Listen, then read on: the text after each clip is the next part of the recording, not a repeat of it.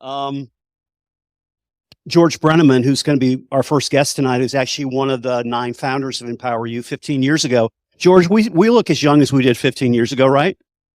I didn't have hair then either, so. But anyway, George is a retired engineer with a 40-year record of innovation in electronic controls and artificial intelligence. He began getting involved in community advocacy back in 2009 and has led several efforts in Southwest Ohio. RestoreWellness.org, which is what he's going to talk about tonight, is the result of a deep dive in personal health and better understanding of chronic illness. With him tonight is Keith Kennefeld, whose practicing medicine is really his call to heal. And in 1993, Keith started a journey into medicine. He studied both conventional and alternative therapies with a focus on being sensitive to all aspects of the patient experience. Let's welcome George and Keith with us tonight. Thank you so much for coming.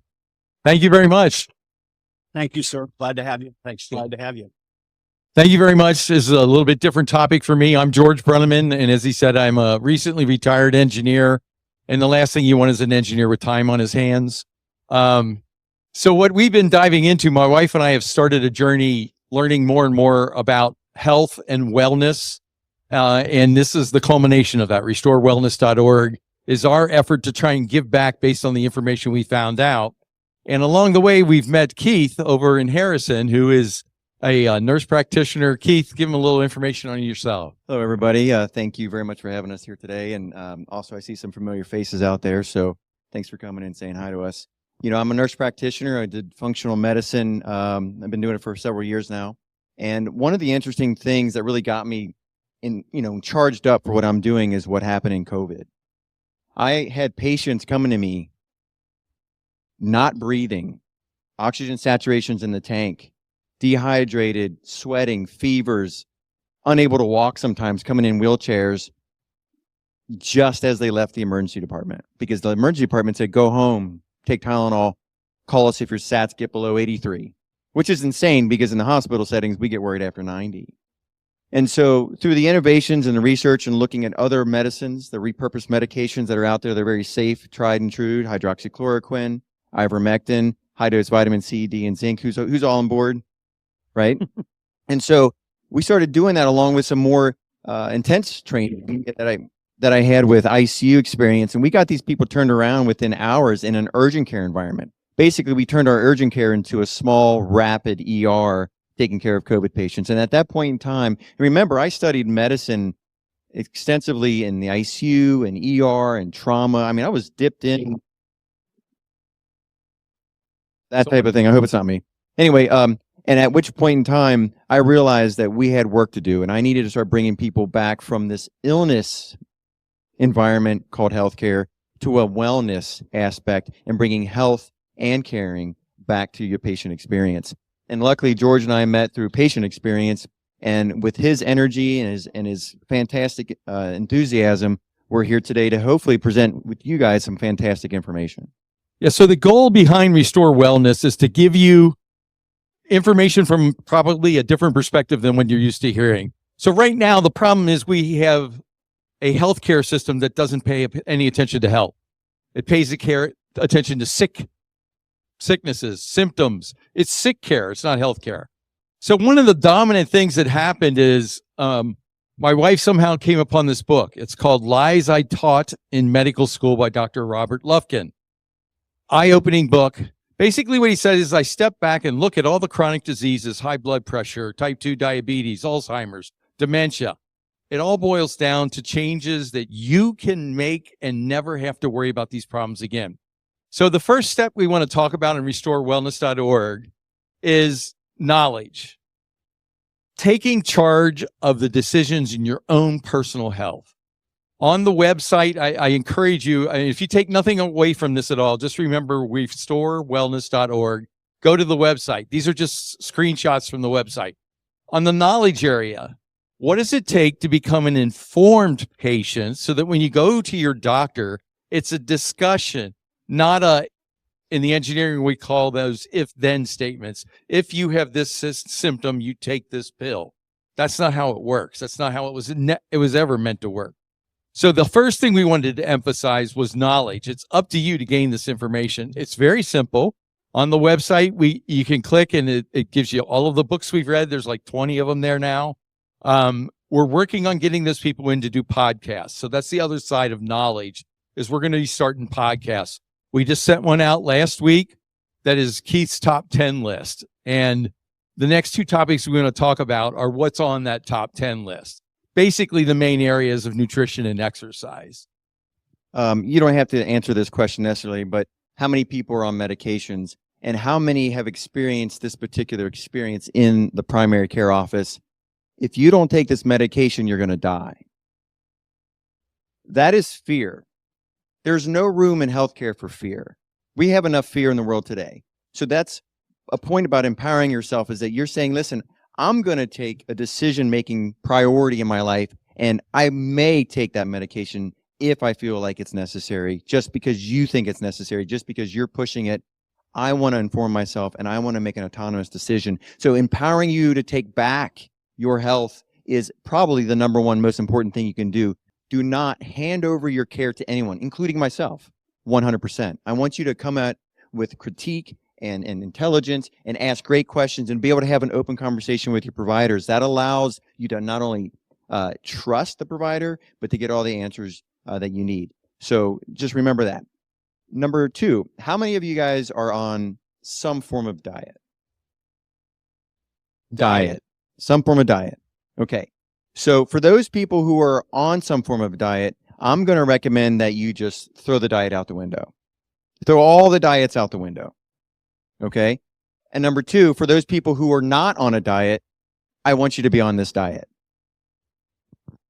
What that means is that I want you to now look at diet as more of a way of life, a way of nutrition, a way of saying, listen, I'm going to relook at my food and realize that I don't live to eat, but I eat to live.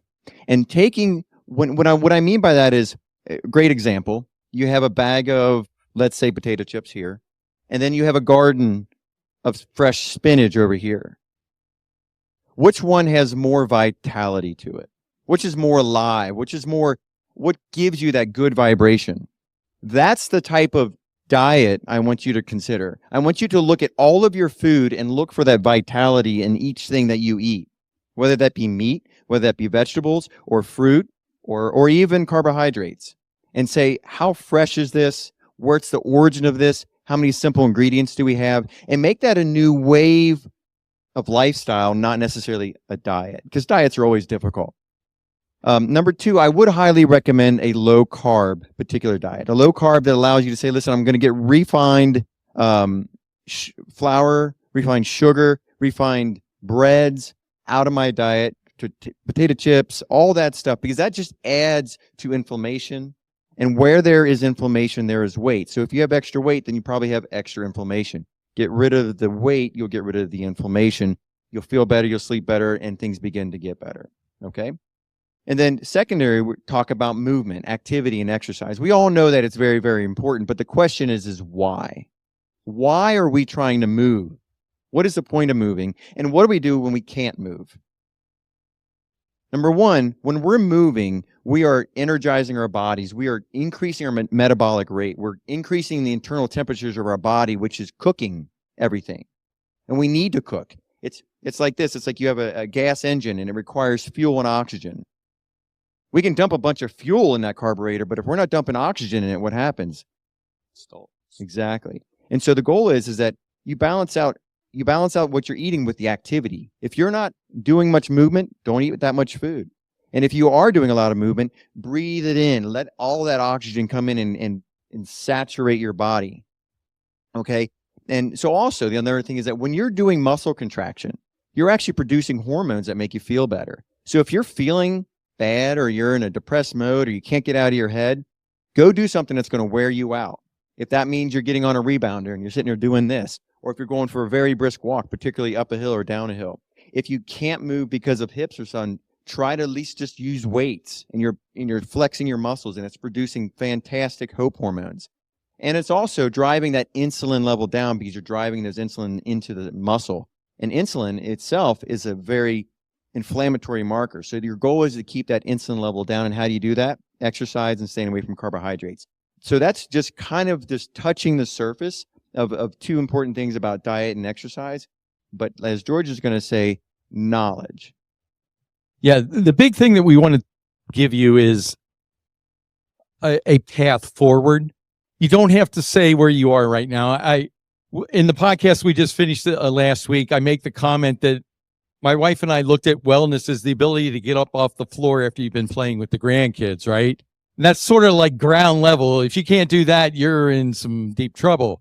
And what we've discovered in going down this path is the reason we focus on nutrition and wellness, nutrition and movement, is that's really made everything different. So my wife and I literally threw out hundreds of dollars worth of food we had in there. All artificial sweeteners are gone. All carbohydrates are gone. We tend to eat a lot of meat, a lot of eggs. We go up the street and buy our eggs from a guy that's got chickens. So the closer you get to where the vital source is, the better you are. The interesting side effect is we went on the keto fad just like everybody else did back in the 80s, right? We did it exclusively to lose weight. This time, after reading the books, and like I said, again, go to the website, click on reading, you'll get all of them. After reading those, it was like, I'm not going on this low carbohydrate to lose weight. I'm doing it so that I don't have to get another heart stent put in. I'm doing it so that the inflammation goes down. I'm doing it so my blood pressure goes down. Now, I've lost over 30 pounds doing it, but that's not why I'm doing it. I'm doing it so I will live longer and live better. So, I mean, you really got to wrap your head around this. There were two eye-opening experiences. One was COVID. It's just a shame your mRNA thing didn't go off. As an engineer, I took one look at mRNA and I said, this is a horrible idea. It's like hacking an operating system, and I've hacked operating systems. So that's how I think about it. You're going into the heart of the DNA of a human and changing it to make something it wasn't intended to make. And they kept saying, oh, well, it's only where the shot goes and it only lasts a little time. I can't curse, but you know what I mean. That's all baloney. And all of us were labeled as extremists and conspiracy. Well, that's all true, right? Everybody's been proven true. That's what started this. The other one was I did have a heart issue a few years ago. I couldn't understand why, because I wasn't in horrible shape. Why would I have a blocked artery? High fructose corn syrup, carbohydrates, and seed oils. You're almost guaranteed to have a heart condition if you're eating those three things. And it's impossible to get away from them. So we started the whole restorewellness.org even before the movement with MAHA, Make America Healthy Again, Robert F. Kennedy Jr. None of that had taken off yet.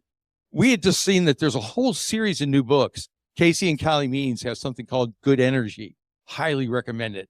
He used to be a political lobbyist for the food industry, but when he discovered what they're doing, he changed his tune. So coming back to the root. So this is just a quick introduction to what we're trying to do. Go to the website. On Wednesday, March 26th, we will have a meeting at the farm in Delhi. The farm's my old Tea Party spot. They still let us come in and do presentations. We're going to be talking about Restore Wellness through that whole meeting. I encourage you to come. It's free. It's just a meeting. Hopefully we can get Keith's schedule clear to get him there, but we will be talking about this stuff. Go to the website. Twitter or X is a great source. You can see it on our webpage, or just go anywhere you go, look for restorewellness.org. You'll find us. We're on X, we're on Facebook, we're on Apple, Spotify, Google. We're on all of them. iHeart. We tend to be on Brian Thomas every now and then. You can talk a little about the experience with Brian and what he's going through with his cancer now. You might have heard, he's actually doing a really good job doing the right things, getting on a keto diet in a sense, keeping that insulin and the sugar down. We know that cancer is fed by sugar. So some really neat opportunities. And I think Brian's energy and our energy is feeding off each other, and it's going to make a great thing for Cincinnati and all of the listeners.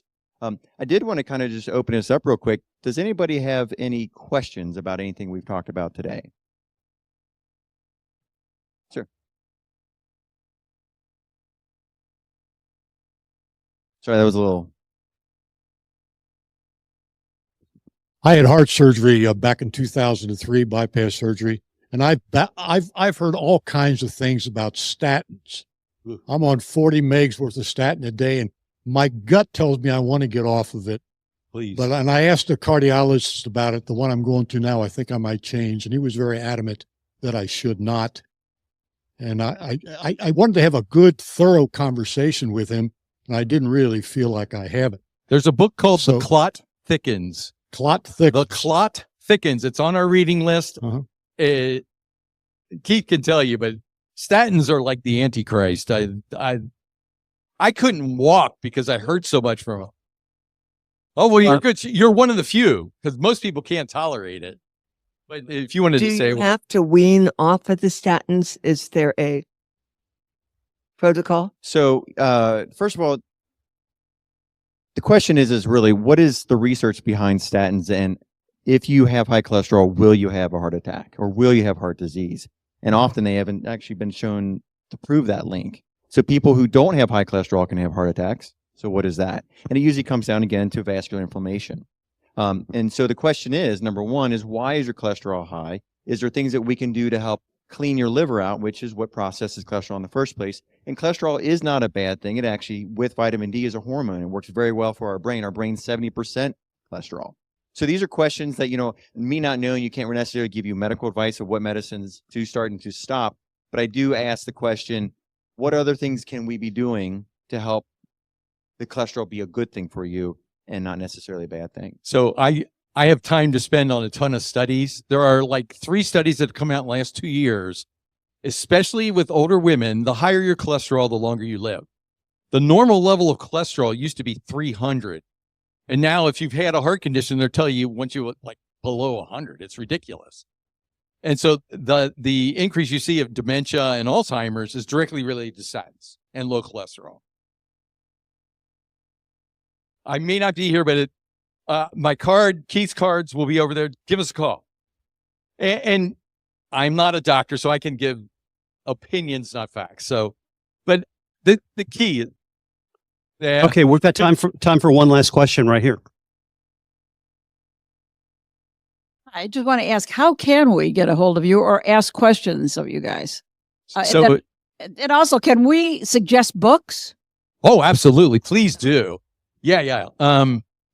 So this is where the meeting will be. If you go back and get our cards or just send something to george@restorewellness.org. We'll put George's email address right up under tonight's class. And it'll our be phone up. numbers up Yeah. on the website as well. You can just reach us through there. George, do you want to make any kind of announcement about that event that's coming up? So on the, let me get out of my Restore Wellness and into my Restore Liberty hat. We're going to be doing a tax day event, April 13th. Stay tuned. It's in cooperation with Americans for Prosperity.